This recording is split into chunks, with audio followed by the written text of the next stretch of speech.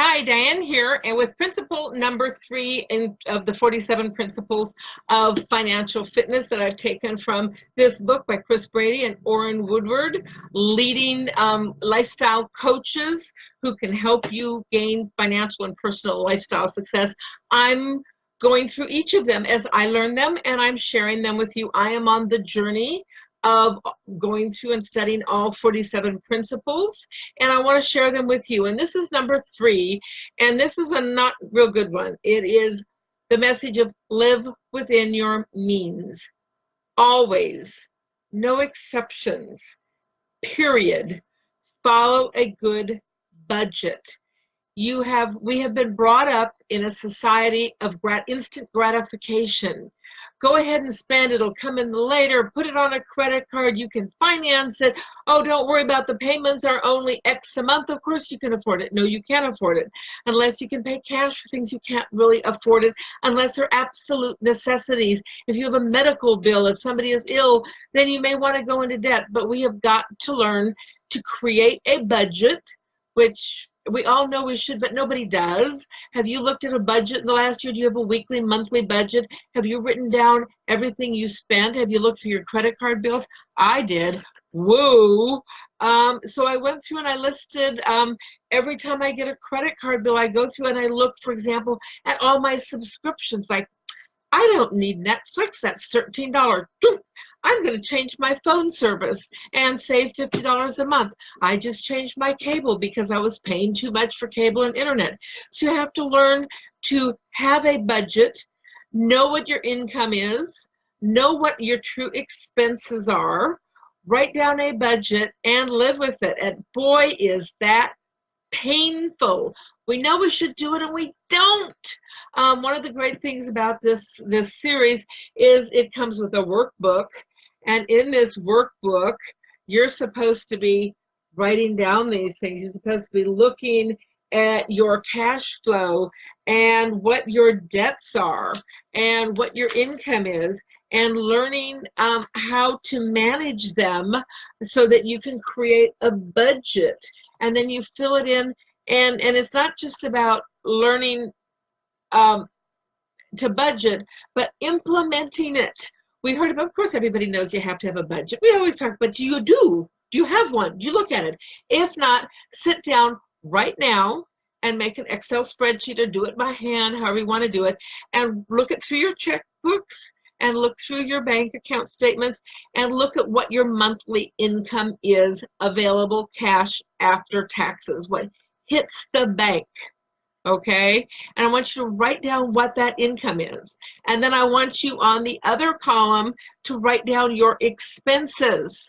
And what is your rent or mortgage, electric, utility, insurance, car payment, car insurance, car maintenance, utilities, water, gas, electric, internet, cable, whatever it is. And then your services, your computer subscriptions, and your Netflix, and your cable, and all those things. And then go through your credit card and see what else you have. And I think you will be amazed at how much we spend that we don't need to. So I want you to think about a budget. The first thing you need to do is take a snapshot, see where you are, find out what your incomes are, because that's more than you can spend. You have to spend less than your income to live within your means, and then see where you're really spending money and find ways to reduce that so that you can spend less than you earn. We all know that's the way it is. Everybody talks about it, but we don't do it. That's why America is drowning in debt. American households, families, and individuals are drowning in debt. If you lose your job, you have a financial hiccup, you become ill. Anybody in your family loses a job, boy, you're in trouble, because we are living to the maximum of our credit, and we don't know how much we're spending. And every time I go through, I go, oh my God, how can I possibly be spending all that? But it's important. But then I have to either increase my income or lower my expenses. That's all there is to it. It's math. And so we really need to learn this. If you are married or in a relationship, money is probably one of the biggest areas of conflict for everybody. And often two different spouses have two different money worldviews or philosophies. So one person's a spender and one person's a saver. That can really ruin a relationship. Money matters destroy more marriages than just about any other thing. So if you value your relationship, you're going to have to learn to manage money. You're going to have to get both of you on the same mindset. And part of that means setting budgets, learning to live within your budget, but also giving each person the dignity of discretionary income. So let's say you have a family budget that's X thousands of dollars.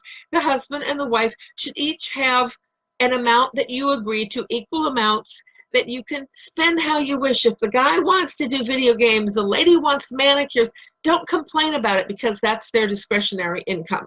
That's their money to spend on what's important to them. As long as you limit your spending on those items, not to exceed that, and then you'll be contributing and helping to maintain the finances through financial responsibility as you create a budget and learn to live with it, painful as it may be. And it's painful because we're not taught that way. We're not wired that way. Our society, advertising, marketing tells us to do differently. We've got to rewire our brain. We've got to think differently. We've got to change our worldview about money and how we spend it to be fiscally responsible and learn to live within our means, always, no exceptions, period. Thanks so much. This is Diane Huth, following and teaching the learnings of Chris Brady and Orrin Woodward with the 47 Principles of Financial Success. Take care.